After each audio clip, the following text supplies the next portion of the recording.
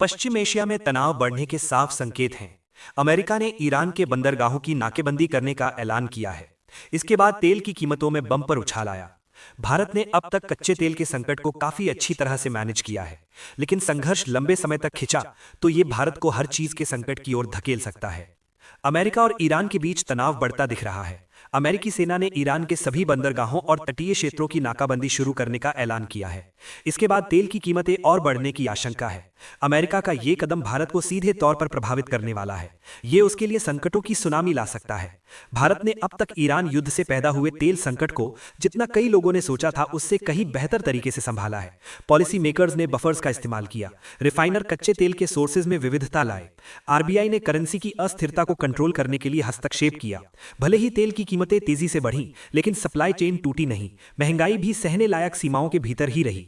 थोड़ी राहत तब मिली जब एक कमजोर सीज फायर के कारण तेल की कीमतें नीचे आईं, बाजार स्थिर हो गए। लेकिन अब वो शांति भंग हो गई है। अमेरिकी राष्ट्रपति डोनाल्ड ट्रंप का ईरानी बंदरगाहों पर नौसैनिक नाकेबंदी करने का कदम ऊर्जा संकट को कहीं ज्यादा गहरे स्तर पर बढ़ाने का जोखिम पैदा करता है। हर चीज का संकट पैदा होने का खतरा।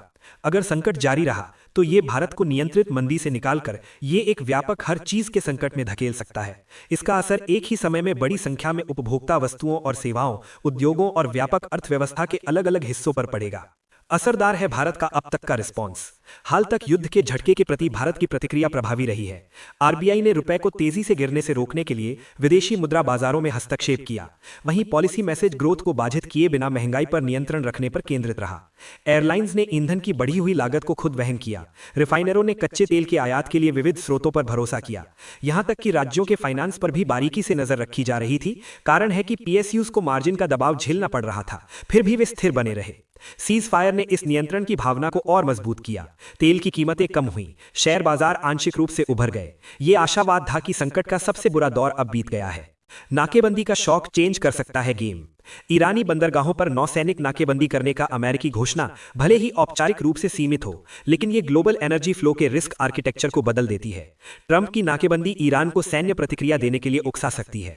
ईरान ने कहा है कि वो होर्मुज स्ट्रेट में किसी भी सैन्य जहाज पर हमला करेगा। इससे सीज फायर समाप्त हो जाएगा।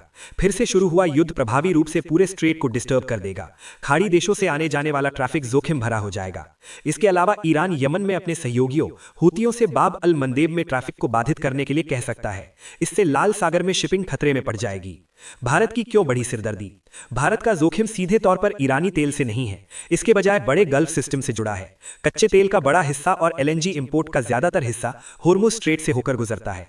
भले ही कुछ खेपें जारी रहें, लेकिन जोखिम की आशंका माल ढुलाई और इंश्योरेंस की लागत को बढ़ा देती है। इससे प्रभावी रूप से एनर्जी की लैंडेड कॉस्ट बढ़ जाती है।